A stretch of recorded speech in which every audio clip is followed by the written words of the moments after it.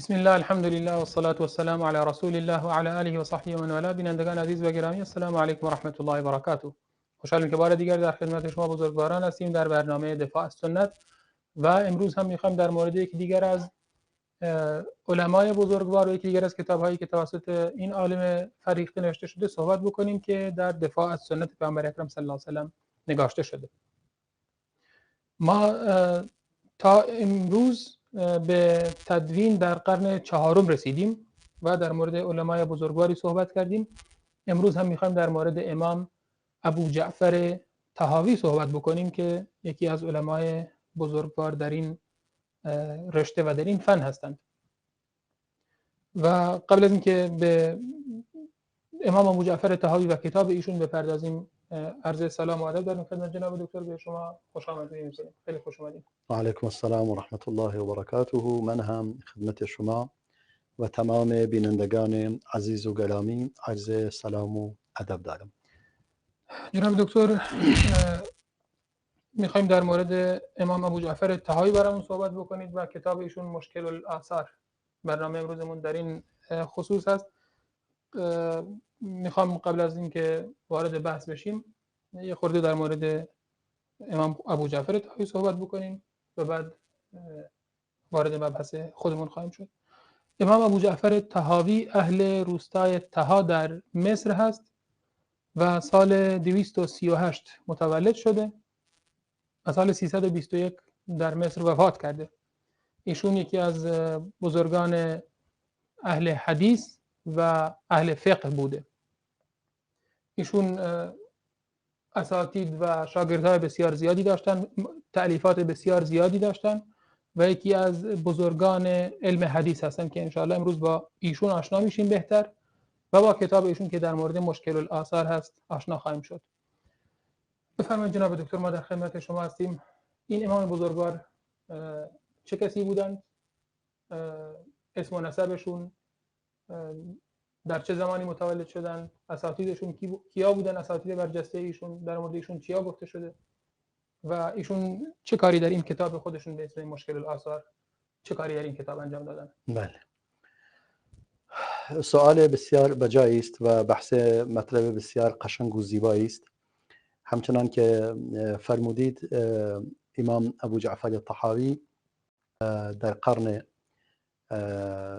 سوم متولد شده و در قرن چهارم وفات یافته و با توجه به وفات ایشان دیگه از علمای قرن چهار محسوب می شود که وفات یافته و کتابی که ایشان نوشته‌اند در رابطه با همچنان که از اسم کتاب مشخص می شود مشکل الاثار یا شرح مشکل الاثار، یعنی اصلا نه اینکه فقط احادیث مشکل را جمع آوری کند، بلکه احادیث مشکل را شرح کند و تبیین کند که این احادیث که در ظاهر با هم تعارض دارند چگونه باید ما آنها را با هم جمع کنیم. یعنی چگونه احادیثی که در ظاهر با هم تعارض دارن چگونه بفهمیم واقعا، یعنی درست اینا چی هست. همچنان که ما گفتیم ما به خاطر همین بود که در این قرن چهارم مجبور شدیم برگردیم به امام شافعی در قرن سوم که وفات یافتند. در ابتدای قرن سوم در 204 فوت کردند، در 150 متولد شده بودند. در قرن دوم متولد شدند و 4 سالش هم به قرن سوم رسیده بودند.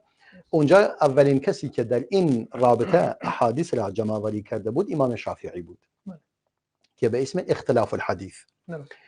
و در این قرن هم احادیثی در این زمینه، یعنی که از ویژگی های این قرن این بوده که علما سعی کردن در این زمینه احادیث را جمع آوری کنند و دری که امام شافعی گشوده بود اکنون اینها میخواهند بیشتر به آن بپردازند که امام ابو جعفر طحاوی 6179 حدیث را جمع آوری کرده.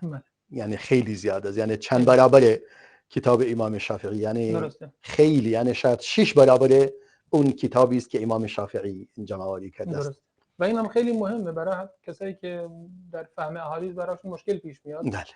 و اصلا چون نمیتونه قضیه رو بفهمه میاد کل احادیث رو رد میکنه. بله بله. این خیلی مهمه براشون که این به این مطلب بپردازن، تحقیق کنن در موردش، کتاب علما رو بخونن. واقعا خیلی مهم است.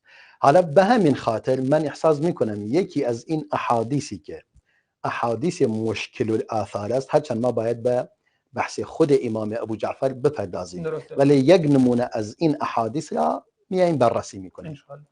این حدیث هم در بسیاری از کتب حدیث وارد شده، از جمله صحیح بخاری و صحیح مسلم و دیگر کتب حدیث، و همه در مورد آن سخن گفتند. درست. حدیثی است که خب حدیث رو نگیم که بینندگان عزیز بیشتر الان یعنی انگیزشون بیشتر بشه که بفهمن این حدیث چی هست و به زندگی امروز ما خیلی ارتباط داره. کاملا. حالا بریم سر زندگی نما و وضعیت امام ابو جعفر طحاوی. یعنی میخوای اینو بعداً بگوییم؟ بله بعداً بگیم. بسیار عالیه، بسیار عالی، مشکلی نیست. حالا پس ما این کارو میکنیم. حدیث خیلی مهمی هم حدیث خیلی مهمی است، مربوط به این بیماری کرونا هم میشود ان شاء الله، و این بیشتر کتب حدیث آمده، از جمله صحیح بخاری و صحیح مسلم و دیگر کتب سنت وارد شده.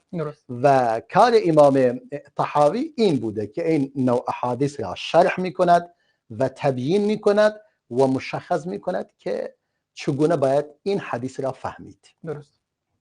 حالا ما خود امام ابو جعفر طحاوی که اسمش احمد است، کنیش ابو جعفر است، پدرش اسمش محمد بوده، پدر بزرگش سلامه بوده.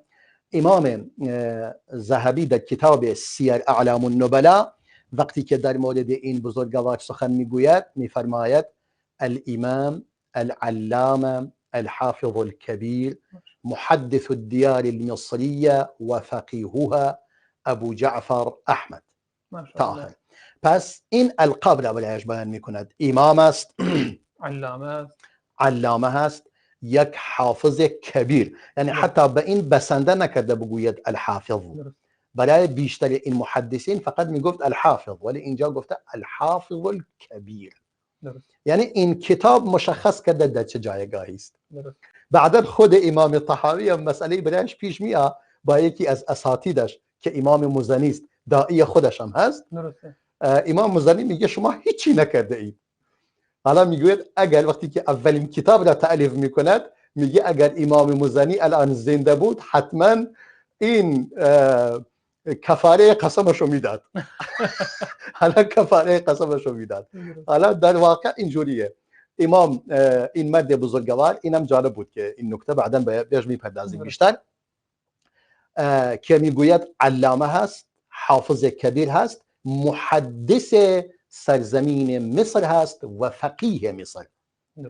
یعنی هم محدث است هم فقیه است. این خیلی نکته بسیار مهمی است که علما به آن خیلی میپردازن. یعنی میگوین علمای این گونه علما که جامع بین فقه و حدیث باشند انگشت شمار هستند و ابو جعفر طحاوی از این گونه افراد است.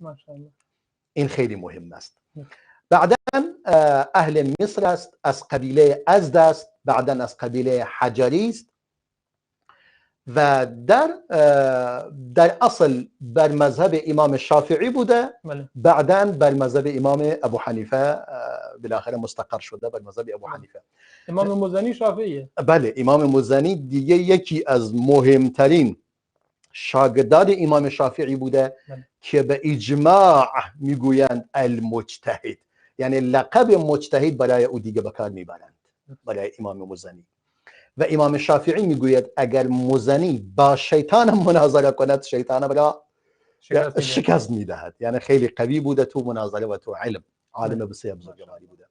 پس این مرد بزرگوار همچنان که شما فرمودید در 239 هجری متولد شده و در 321 فوت کرده، یعنی 82 سال الحمدلله عمر پربرکتی داشته و تألیفات بسیار با ارزشی داشته و از علمای بزرگواری مثل عبدالغنی بن رفاعه و هارون بن سعید ایلی و یونس بن عبدالاعلی و بحر بن نصر خولانی و محمد بن عبدالله بن عبد الحكم و عیسی بن مثرود و ابراهیم بن منقذ و ربیع بن سلیمان مرادی و داعی خودش ابو ابراهیم مزنی، همون ابو ابراهیم مزنی که صاحب امام شافعی است، اهل مصر است، که علما در وجه گفتن اون کان زاهدا عالما مجتهدا قوی الحجه، عالم بوده، مجتهد بوده، زاهد بوده،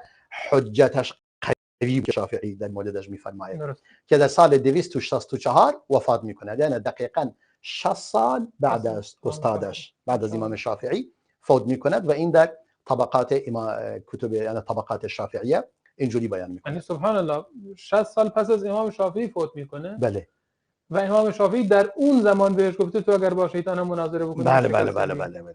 اصلا یعنی در سن جوانی بوده. بله دیگه امام مزنی یعنی مذهب امام شافعی را یکی از افرادی که به قدرت یعنی مذهب امام شافعی را اشاعه داده و ترویج داده امام مزنی بوده. و حتی امام مزنی است که در مقدمه کتابش مختصر المزنی چیه؟ میگه این کتابی است که من جمع‌آوری کرده ام از علم محمد بن ادریس شافعی.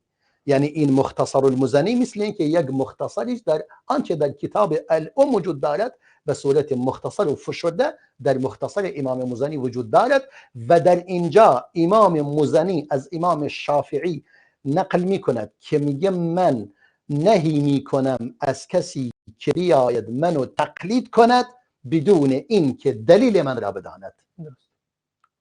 باید به دلایل من نگاه کند، اگر قانع شد و آن را قناعت کرد به آن از آن پیروی کند، وگرنه نه اینکه تقلید صرف. یعنی علمای بزرگان امت اسلامی و این 4 امام 4 تایشون تقلید را تحریم کردند به اون معنی که امروز وجود دارد، تقلید کورکورانه و بدون صرف. این کار نادرستی بوده و امام مزنی در مقدمه این کتاب این را بیان میکند. حالا یکی از شیوخ امام ابو جعفر الطحاوی اینا بودند و بکار بن قتیبه و مقداد بن داود رعینی و احمد بن عبد الله بن برقی و محمد بن عقیل فریابی و یزید بن سنان البصری و مجموعی و میگه و طبقتهم، یعنی علمایی که در اون طبقه بودند غیر از اینا سرشناسایشون هستند.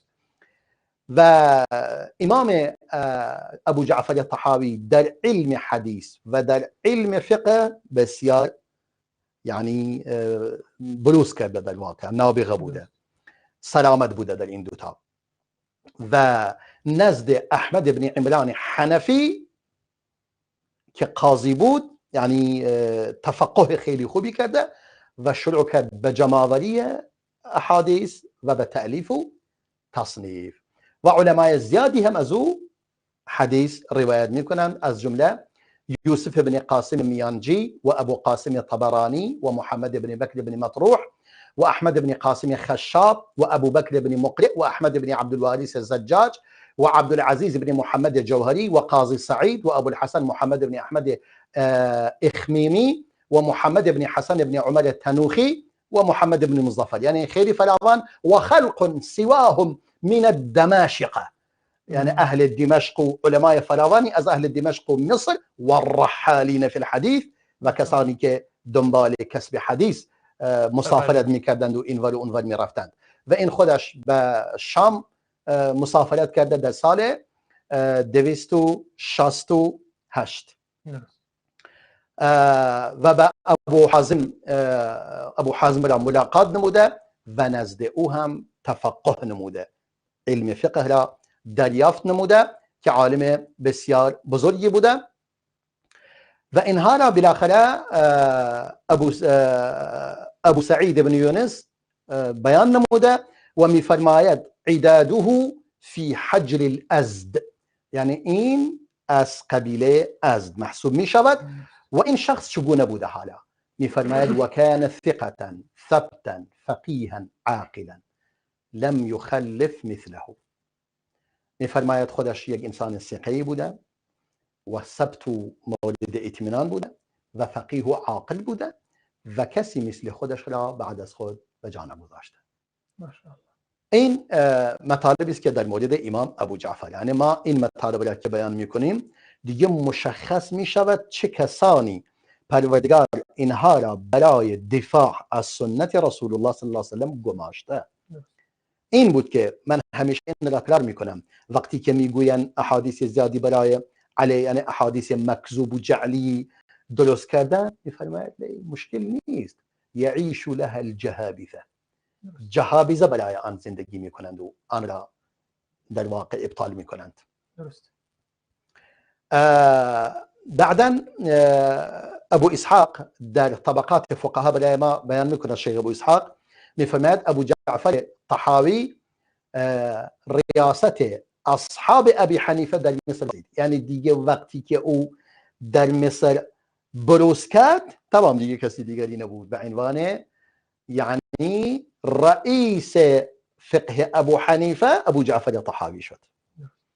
و البته این امرات که در اینجا بیان میکند در مورد یعنی یک محدث بوده و یک فقیه توانایی بوده، در عین حال در عقیده هم کتاب او اکنون هم در تمام دانشگاه ها و مدارس دینی همه تدریس می شود. حتی اونایی که بر مذهب سلف و خلف هستند این کتاب را می خوانند و مورد اعتماد حتی تمام فقهای تمام مذاهب هست، هم شافعیه ها، هم احناف، هم حنبلی ها، هم مالکی ها. این کتاب امام ابو جعفر طحاوی در عقیده که عقیده ابو حنیفه و اصحاب ابی حنیفه را بیان می کند و اون عقیده به عنوان یک عقیده اهل سنت و جماعت معروف شده و معروف گشته از این امام بزرگوار. پس این مرد بزرگوار میفرماید در اصل خودش علم را از ابی جعفر ابن ابی عمران میگیرد، البته در اصل از مزنی میگیرد و ابو حازم و غیر آنان و کان شافعیا. در اصل امام ابو جعفر شافعی بود، یقرأ علی ابی ابراهیم المزنی که نزد امام ابراهیم مزنی درس میخوند، یعنی شاگرد امام مزنی بود که شاگرد امام شافعی بوده، یعنی شاگرد امام شافعی است. روزی به او گفت والله لا جاء منك شیء، امام مزنی به او هیچی از طرف ما نیومده. یه روزی ازش عصبانی میشه دیگه، فرزند خواهرش بوده همینجوری. فغضب ابو جعفر من ذلك، ابو جعفر هم ظاهرا جوان بوده، از این حرفش رنجور میشه و نگران میشه دیگه، درسم را پیش او ترک میکنه، نمیخوره و انتقل الى ابن ابي عمران، دیگه میره پیش ابو عمران درس را ادامه میداد. بعد از این که اولین کاری که کتاب مختصر را که تعلیف کند میفرماید رحم الله ابا ابراهیم لو كان حيا لكفر عن يمينه. فرمود رحمت خدا بر ابو ابراهیم مزنی، یعنی دیگه مشخص او را حلال کرده. میگه رحمت خدا بر دائیم ابو ابراهیم اگر الان زنده بود در واقع کفارت قسمش را میداد، یعنی میدونست قسمش یه حنث شده، بالاخره باید قسمش رو کفاره قسمش رو میداد، چون دیگه الان خودش دید که داره تألیف میکنه دو توانایی های علمی دیگه. بعدا کتاب اختلاف العلماء تألیف نمود، کتاب الشروط را تألیف نمود، کتاب احکام القرآن را تألیف نمود و کتاب معانی الآثار، یعنی معانی الآثار هم یک کتاب دیگر بزرگ مثل مشکل الآثار. مشکل الآثار احادیثی که اومده، البته یک ویژگی که در این کتاب وجود دارد این است که در کتاب مشکل الآثار است اصلا یک ترتیب وجود ندارد. یعنی چی؟ مثلا تلاشش بر این بوده همیشه دو تا حد کنند در هر بابی باشد، مثلا در باب نماز باشد، در باب باشد، در باب حج باشد، در باب معاملات و طلاق و نکاح باشد، در هر بابی باشد دو حدیث را پیدا کند که در ظاهر با هم تعارض داشته باشند. این دو تا حدیث را بیان میکنند. مثلا نگاه میکنید در باب اول مثلا در وحی، در مورد وحی دو تا حدیث را آورده، بعد از اون در مورد خصائص پیامبر صلی الله علیه و سلم، بعد از اون در مورد معجزات او، بعد از اون در مورد مثلا دو حدیث در مورد مسئله نماز، روزه، حج، زکات الی آخره.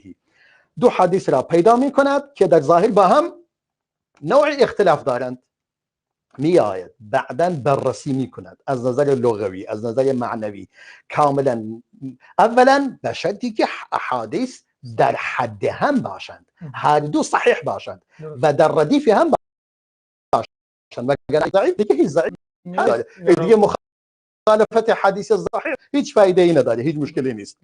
در صورتی که دو تا حدیث صحیح باشند و در ظاهر قابل جمع نباشد، یعنی در ظاهر اینجوری باشد، میاید بررسی میکند که ببین معنی این دو تا حدیث چی هست. حالا اگر در اینجا یک مثالی بیاوریم دیگه مسئله خوب میشه. به هر صورت این مسائل را بیان میکند. گفتم در نتیجه کتابش ترتیب خاصی ندارد. احادیث فقط مهم، اون چیزی که برای او مهم بوده جمع کردن احادیث یعنی اختلاف حدیث، یعنی احادیثی باشند که با هم در ظاهر اختلافی داشته باشند. مثل این حدیثی که الان من خواستم اینجا بیان کنم، حدیثی که در یک حدیث رسول خدا صلی الله علیه و سلم میفرماید لا عدوى، لا عدوى ولا چند موارد دیگه، لا عدوى ولا طيرة ولا صفر ولا هامه، اینا را بیان میکند، میگه اینها وجود ندارد. بعدا میفرماید و فر من المجذوم فرارك من الاسد. این حدیث. و در یک حدیث دیگری میفرماید لا توریدن ممرض على مصح. میفرماید این شترهای، کسانی که شتر بیمار دارند، شتران بیمارشون را با شتران سالم، کسانی که شتر سالم دارند و بیمار نیستند، قاطی نکند. این حدیث. در یک حدیث دیگه میگه لا عدوى. لا عدوى یعنی چی؟ بعضی از اهل علم یا بسیاری از آنان گفتن یعنی بیماری از کسی به کسی دیگر سرایت نمی کند، مصری نیست، در حالی که در اون حدیث فرموده شتران بیمار را با شتران سالم قاطی نکنید. و در لفظ دیگر آخر حدیث هم فرموده و فر من المجذوم فرارك من الاسد، از کسی که بیماری جذام دارد فرار کن آنچنان که از شیر فرار میکنید. یا کما تفر من الاسد، به لفظ امام بخاری اینجوری آورده کما تفر من الاسد، همچنان که شیری را میبینید چگونه از شیر فرار میکنید، آنچنان از کسی که بیماری جذام دارد فرار کن. حالا میگه در ابتدای حدیث میفرماید عدوا وجود ندارد، یعنی بیماری از کسی به کسی دیگه سرایت نمی کند. حتی در یک حدیث دیگری میفرماید فمن اعدى الاول، پس شتر اول چگونه بیمار شد. حدیث دیگری میگوید یک شتری داریم مثلا مانند آهو بر رمل خوابیده یا مانند آهو داره فرار میکند، بعدن شتر بیماری کسی که گر هست و بیماری پوستی دارد وارد آنان میشود و آنها هم گر میشوند. حالا بعدن پیامبر فرمود فمن اعدى الاول، پس اولی چه کسی بیمارش کرد. این مجموعه احادیث در ظاهر با هم نوعی تعارض دارند. اهل علم چی میگویند؟ اهل علم در مورد این و امام طحاوی هم از این جمله ایناست، میآیند این احادیث را میگویند کلمه لا عدوى دو معنی برایش میکنند که یعنی بیماری به ذات خود، در ذات خود از کسی به کسی دیگه سرایت نمی کند مگر خدا بخواهد، یعنی بدون اذن و اراده خدا بیماری سرایت نمی کند. مشخص اگر خدا نخواد هیچ چیزی نمیشه. در یک لفظ دیگه میگه لا عدوى، یعنی شما کاری نکنید اگر بیمار هستید وارد جایی بروید که اونها سالم هستند تا بیماری از طرف شما به اون منتقل شود، یعنی شما سبب انتقال بیماری نشوید. این دو تا تفسیر. در نتیجه این اول حدیث هیچ مخالفتی با آخر حدیث ندارد، به اینکه گفته مانند شیر و ما همچنان که از شیر فرار میکنید آنچنان از بیماری جذام فرار کنید، یعنی اگر کسی این بیماری را باشد. در نتیجه این میشود اختلاف الحدیث، یعنی شما حدیث را با فهم دقیق و درست تفهیم میکنید. چون امام عمر بن خطاب رضای خدا بر او باد هنگامی که در یک شهری از شام بیماری طاعون آمد چیکار کرد؟ به اونا اجازه نداد، گفت نه کسی اجازه دارد از آنجا بیرون بیاید و نه کسی وارد آنان شود، کسی که سالم است. یعنی هیچ بیماری از آنجا خارج نشود و هیچ انسان سالمی وارد آن نشود. این مشخصه به مقتضای این حدیث عمل کردند و به اون دو مفهوم حدیث. پس در اصل گاهی می شود به هر سببی باشد حیوان بیمار می شود، ولی اگر خدا بخواهد، بله بدون اذن خدا هیچی نمیشه، ولی به اذن خدا می تواند این بیماری از به کسی دیگر منتقل شود. پس در اینجا بهترین کار همین است. ما هم در واقع از این که این اصلا از با وجود آمدن این بیماری بسیار متاسف هستیم و تقریبا به خاطر این هم بوده که این بیماری کرونا در چین به وجود اومده، چون اونا اصلا از خوردن حلال و حرام هیچ پرهیزی نداشتن، اصلا حلال و حرامی ندارن. اونا کمونیست هستن و بلد نیستن چی حلال است و چی حرام است. هر حیوانی و هر جانوری و هیچ چیزی نیست خودشه، هر جنبنده رو میخورن، فقط حیات جان داشته باشد میخورن، تمام.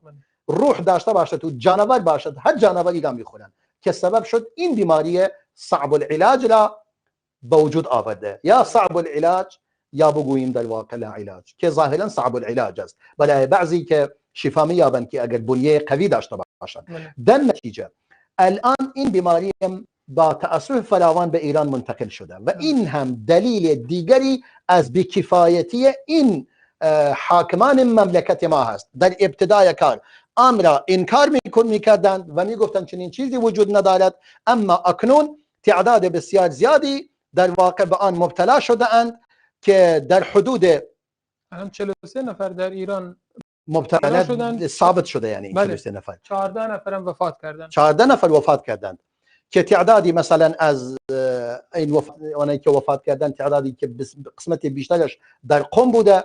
بله. در مبتلا اونایی که مبتلا شدن 26 نفر در قم بوده، بله. 10 نفر در تهران، 1 نفر در مازندران بوده، 4 نفر در گیلان بوده، 2 نفر در استان مرکزی. در استان مرکزی. پس نگاه کن، یعنی الان اینجوری که ما نگاه میکنیم تقریبا پخش شده در کشور.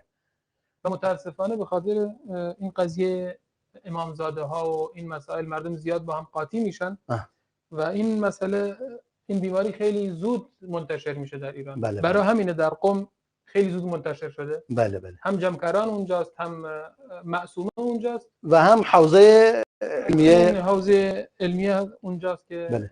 فیضیه قم. بله بله. اینا باعث میشه که مردم زیاد با هم در تماس باشن. درست. و این قضیه باعث پخش شدن این بیماری میشه. میان برنامه می‌بینیم دوباره برمیگردیم سر همین قضیه و بیشتر در موردش صحبت می‌کنیم. بینندگان عزیز و گرامی، با ما باشید پس از دیدن یک میان برنامه کوتاه. أتدري من يزيل الهم إن ضاقت بك الدنيا ومن يرعاك لا ينساك دوما كيفما تحيا. أتدري من يزيل الهم إن ضاقت بك الدنيا ومن يرعاك لا ينساك دوما كيفما تحيا.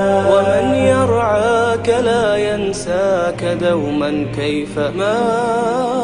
أتدري من يزيل الهم إن ضاقت بك الدنيا ومن يرعاك لا ينساك دوما كيفما تحيا. ومن يرعاك لا ينساك دوما كيفما تحيا. فسبحان الذي يهدي ويشفي حيرة العبد ويعطي دون ما حدي جزيل الأجر في الدنيا.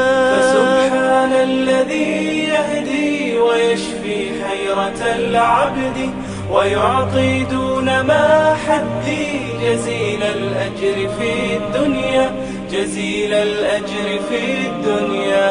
أتدري من يجيب العبد أبدى السوء أوارا ومن يجزي على المعروف جنات وأنهارا. أتدري من يجيب العبد أبدى السوء أوارا ومن يجزي على المعروف جنات وأنهارا فقل يا رب بلغني لدار الخلد والأمن ونفس كربتي عني وجنبني أذى الدنيا. أتدري من يزيل الهم إن ضاقت بك الدنيا ومن يرعاك لا ينساك دوما كيفما تحيا. أتدري من هدى الإنسان بالإحسان يوصيه ولا يرضى له العصيان فانظر كيف تعصيه. أتدري من هدى الإنسان بالإحسان يوصيه ولا يرضى له العصيان فانظر كيف تعصيه. فمن تبدي له الشكوى ومن ترجوه ما تهوى ومن في عفوه السلوى على ما كان في الدنيا.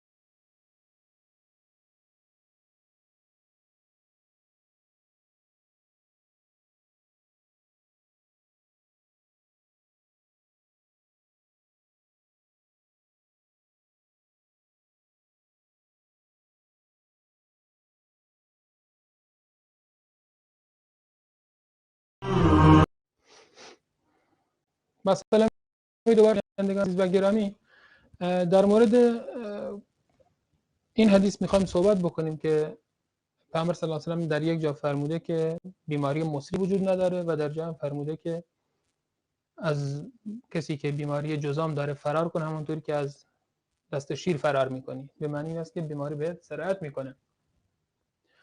و امروز هم که گفتیم این حدیث ربطی به زندگی امروزه ما داره و به این مشکلی که الان دامنگیر جامعه ما هم شده، بیماری کرونا متاسفانه وارد ایران شده و طبق آخرین گزارش ها، طبق وبسایتی هست که این بیماری رو به صورت زنده آپدیت میکنه هر روز، هر بار که مورد جدیدی اعلام بشه اینجا آپدیت میکنه. مثلا تا الان در کل دنیا 78993 نفر مبتلا شدن که 2470 نفر توسط این بیماری وفات کردن و نکته جالب اینجاست که 23418 نفر از این بیماری جان سالم به در بردن و حالشون خوب شفا یافتن. و طبق آماری که وجود داره در چین 76000 نفر و 76940 نفر به این بیماری مبتلا شدند که 2444 نفر مردن توسط این بیماری. درست. و در مورد ایران هم همین وبسایت نوشته که 43 نفر مبتلا شدن، 14 نفر وفات کردن که 2 نفرشون جدید هست، امروز وفات کردن. در مجموع 8 نفر در ایران، در مجموع 14 نفر وفات کردن که طبق استان‌ها هم بیشترشون در استان قم بودن. درست. 26 تا از قم در قم. بله. و ظاهراً شهردار منطقه 13 تهران هم وضعیتش خیلی وخیم هست و در بیمارستانه. شهردار بله. منطقه 13 درسته. اونم درست. تهران. اخبار زیادی وجود داره در سایت‌های دیگه، مثلا تعداد رو خیلی بالاتر میگن. درست. مثلا بیشتر از 700 نفر حالت مشکوک در وجود داره که آیا کرونا دارن یا ندارن. درست. مشکل این است که بعد از 14 روز میگه جواب میده که ممکنه کسی حامل این ویروس باشد تا 14 روز متوجه نشود و علائم وجود ندارد. بله. خب جناب دکتر، حالا جواب این حدیث چجوری هست؟ چجوری جمع بشه و مردم چیکار بکنن الان؟ بله، در این حدیث ما تقریبا جوابشو گفتیم. یعنی ما گفتیم حقیقت این است عمل فعل الصحابه و تفسیر این حدیث و تبیین این احادیث مشخص می کند که بیماری می تواند از کسی به کسی دیگه سرایت کند. اما این که انسان تصورش این باشه خود بیماری این کارو میکنه، نه، این دیگه به اراده خدا و مشیت خداست. اگر خدا بخواهد کسی بیمار نشود، کسی بیمار نمیشود. اگر تمام میکروب دنیا از اون جمع شود و ویروس، اون بیمار نمیشود. اما رسول خدا صلی الله علیه و سلم به ما فرموده که باید ما اسباب را اتخاذ کنیم و بعداً بر الله توکل کنیم برای شفای این بیماری ها. و رسول خدا صلی الله علیه و سلم به صورت مستقیم از پروردگار پناه برده به خدا از بیماری جذام و از بیماری ها به صورت کلی که این دعا ان شاء الله میخونیم. یعنی این دعا هم که خیلی مهم است. مسلمانان باید این دعاها را حفظ داشته باشند و این دعاها را در واقع بخوانند که ان شاء الله یعنی بعد از این که اسباب لازم را اتخاذ میکنند از این یعنی برای اینکه مثلا لازم است همیشه دستشون شسته شود و با کسی دست ندهند و مثلا روبوسی با کسی نکنند، در جای عمومی که هستند حتی دستکش داشته باشند.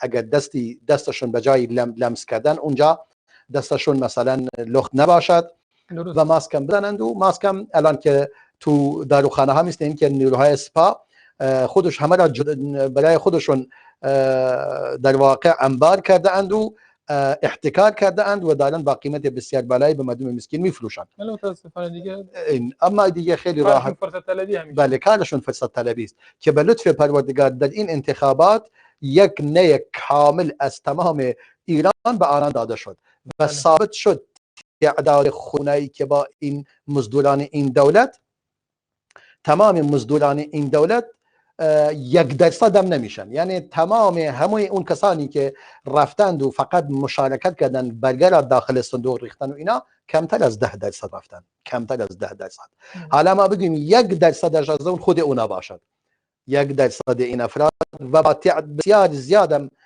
افرادی مثلا چی فروختند، رأی را خریدند و از مردم پول دادن که رأی را بخرند. بله، اینها مطالب بسیار واضح و روشنی هستند. پس مردم به کلی به این نظام فاسد یک بار به صورت کامل. امیدوار هستم دیگه اینها برای بار دیگر و برای همیشه از خداوند متعال در واقع به یاد بیفتن و به فکر این بیفتن که این کشور را دیگه رها کنند. حالا در مورد این بیماری من امیدوار هستم که مسلمانان به این دعایی که از رسول خدا صلی الله علیه و سلم وارد شده و با این استفاده از این اسبابی که بیان شده سعی کنند خودشون را از این بیماری محفوظ کنند که رسول خدا میفرماید صلی الله علیه و سلم: اللهم انی اعوذ بک من البرص والجنون والجذام ومن سیء الاسقام. ای پروردگار، من به تو پناه می آورم از بیماری برص یعنی همون پیسی و از بیماری جنون و دیوانگی و از بیماری جذام و از بیماری های بد. حالا کرونا جز بیماری های بد است.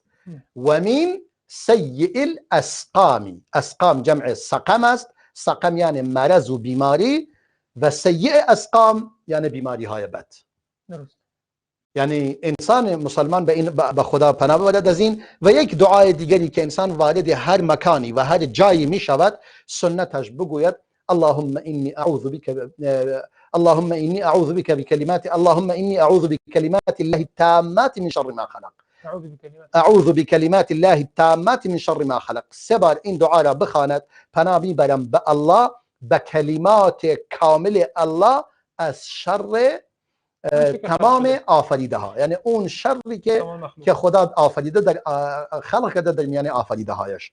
یعنی هر مکانی رفتید و این دعا را 3 بار بخوانید از شر اون مکان در امان خواهید بود.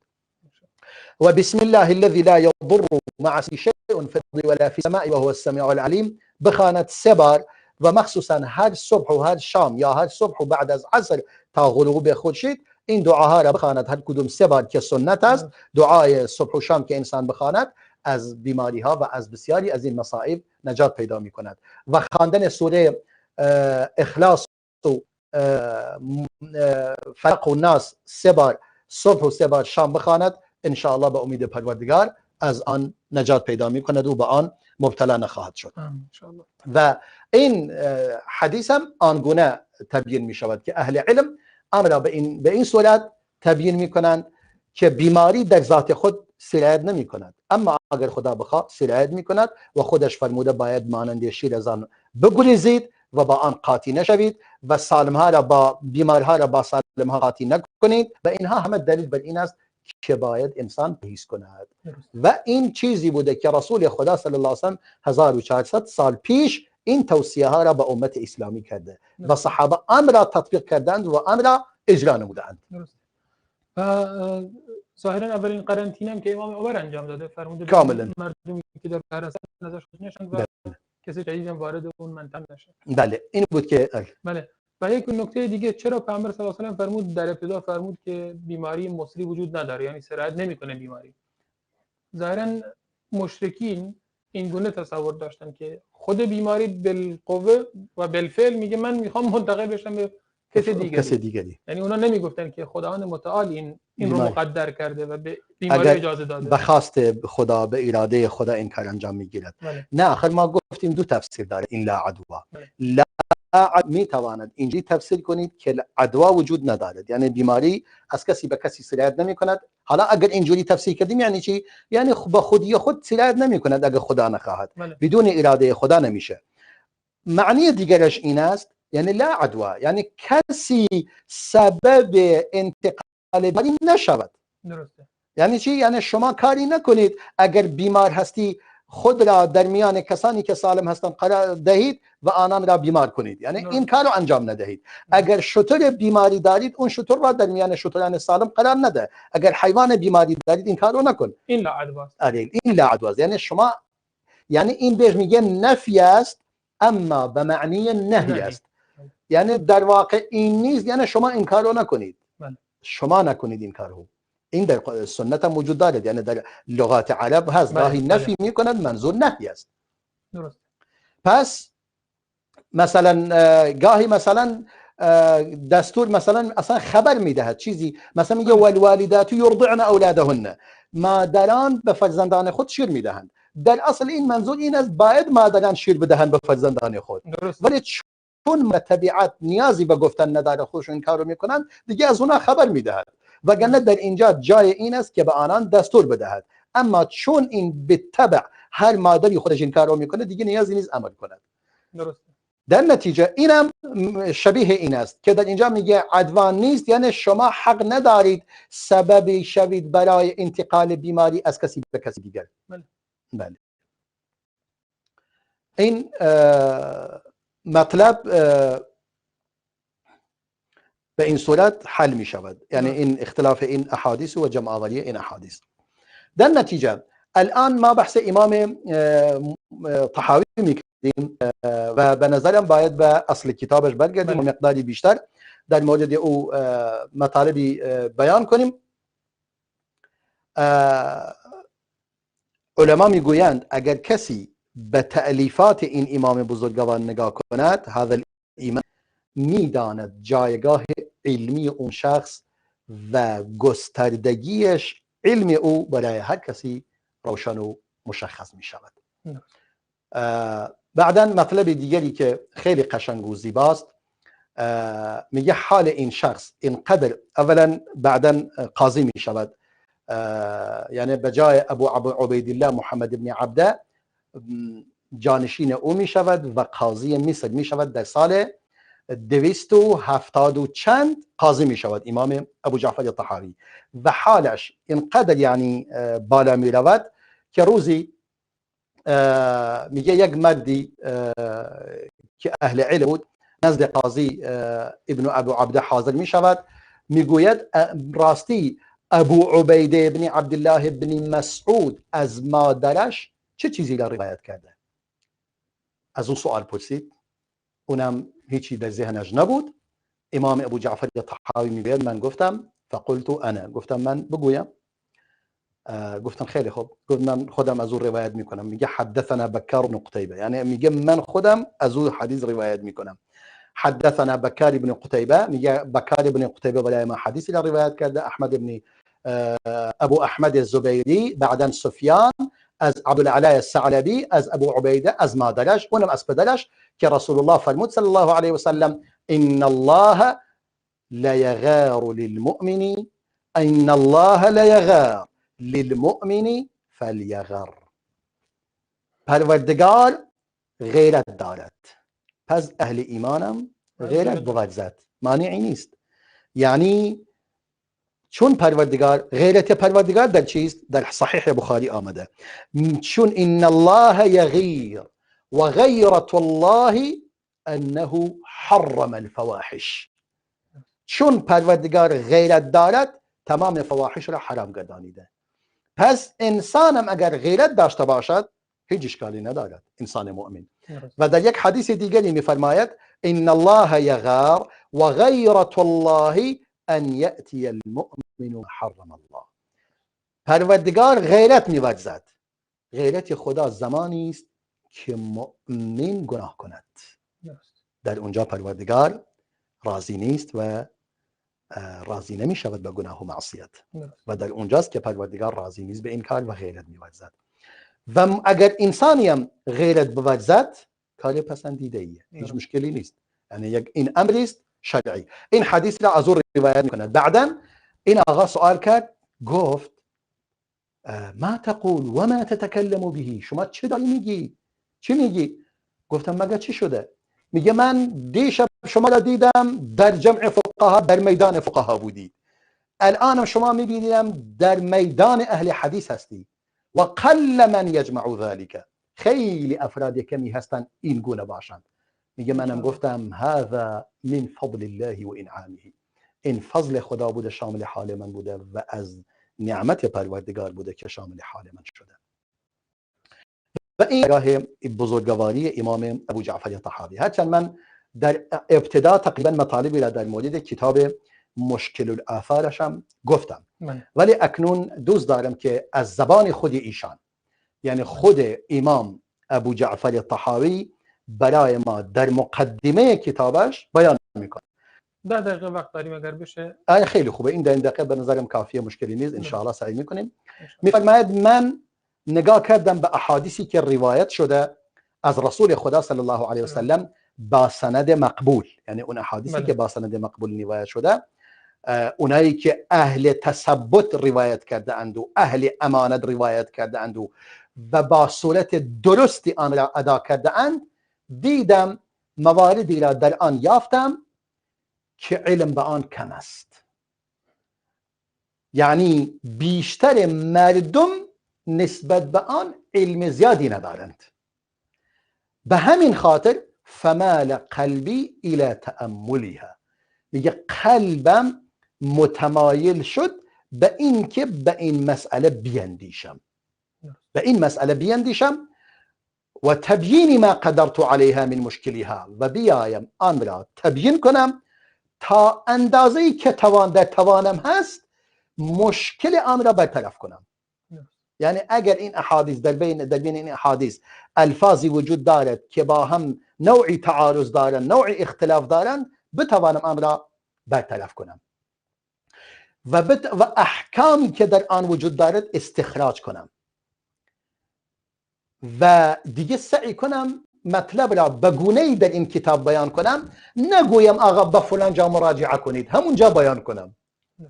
یعنی یکی از ویژگی‌های این کتاب این است، نمیگه به فلان جا مراجعه کنی اونجا توضیح دادم، همونجا حدیث را بیان، همونجا توضیح میدهد. خیلی خوبه، خیلی چیز قشنگیه. چون به همین خاطر دیگه من گفتم ترتیب خاصی نداره در این کتاب. همیشه سعی کرده در هر بابی، البته برای اونا عنوان گذاشته، عنوان قشنگی گذاشته، در زیر اون عنوان 2 تا حدیث را جمع‌آوری کرده آورده که ظاهر با هم تعارض دارند که اینها را بررسی میکند. میفرماید و من سعی کنم آن را ابواب قرار دهم و در هر بابی چیزی را بیان کنم از احادیث ما یهب الله عز وجل لی من ذلك، همون اندازه‌ای که خدا با من بخشیده در آن بیاورم.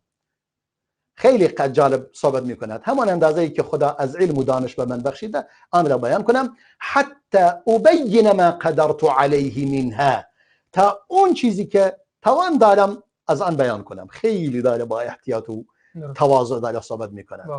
كذلك ملتمسا ثواب الله، با این کارم التماس میکنم که پروردگار پاداش آن را به من بدهد. یعنی با التماس پاداش آن، با امید پاداش آن. والله اسأله التوفیق لذلك والمعون علیه، از الله میخواهم که منو توفیق دهد و منو یاری دهد برای آن. فانه جواد کریم و هو حسبی و نعم الوکیل. پس او پروردگار جواد کریم است، یعنی هم بخشنده است. جواد هم بخشنده است، کریم هم بخشنده است، یعنی یک بخشنده بزرگواری است و او برای من کافی است و بهترین وکیل است. یعنی کسی که من بخوام خودم را به او واگذار کنم همون است و بس. پس امام ابو جعفر الطحاوی کتابش را نیامده به صورت معینی، مثلا احادیث نماز را در یک جا جمع کند، احادیث روزه و نفل زکات و حج و اینا را در یک جا جمع کند، احادیث علم و وحی اونا را در یک جا. ممکنه مثلا میگه ابوابی را می آورد هر طوری برایش میسر شد. البته برای هر کدوم از اون احادیث تا حدیث بابی را تعیین کرده، بیان کرده، گفته باب فلان. اما ممکنه هم ابواب شبیه آن چندین بار تکرار شود. یا در مورد نماز چندین جای اون کتاب، از اول کتاب گرفته تا آخر کتاب شما چند بار اون مطلب را بیابید، اما هر کدوم دو تا حدیث جداگانه آورده. مثلا همچنان که میگوید مثلا حدیث وضو به صورت پراکنده در اول کتاب و آخر کتاب وجود دارد. احادیث نماز و روزه و باقی احکام در اول کتاب، وسط کتاب، آخر کتاب به صورت پراکنده وجود دارد. میگه این به همین خاطر نیومده. هدف او فقط چی بوده؟ اشترط التوفیق بین الحدیثین المتعارضین. هدفش این بوده این احادیثی که در ظاهر با هم تعارض دارند اینها را بررسی کند و معنی درست آن را بیان کند، و در صورتی که دو تا حدیث در یک حد باشند، هر دو صحیح باشند. اگر یکی ضعیف باشه یکی صحیح، دیگه هیچ نیازی نیست بحث کنیم. درسته، نیازی به جمع کردن نیست. حالا به نظرم وقت زیادی نداریم. بله 6 دقیقه. بله. یک مطلب دیگری که علما چه توجهی به این حدیث کردند. آیا کسی پس استفاده کردن از این کتاب کار آسانی نیست؟ این یکی. و تعداد احادیث هم گفتیم چند تا بودند؟ 6170 و 179 حدیث. یعنی احادیث بسیار زیادی را جمع کرده با شرح آن، که کتاب را چاپ کردن در 15 جلد. 15 مجلد قطور و بزرگ است این کتاب بسیار قشنگی است. اما حافظ فقیه قاضی ابوالولید سلیمان بن خلف باجی که متوفای سال 474 است، این کتاب را مختصر کرده.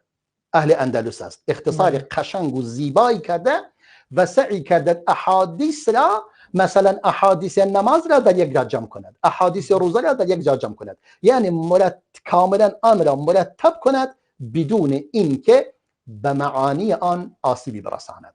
فقط سعی کرده سندها را حذف کند، حدثنا فلان فلان فلان، این اسمها را حذف میکند تا به صحابی میرسد، تا به صحابی میرسد و بقیه آن را حذف میکند و طرقها را، طرق حدیث به صورت گوناگون آورده خلاصه کند و بعضی الفاظ را خلاصه می کند و بعداً اون احادیث را یک شرح کوتاهی از مطالبی که او آورده، من غیر ان یخل بشیء من معانیه و فقهه، بدون اینکه آسیبی به معانی حدیث وارد کند و به فقه حدیث، تا طالب علم راحت بتواند آن را حفظ کند و آن را درک کند.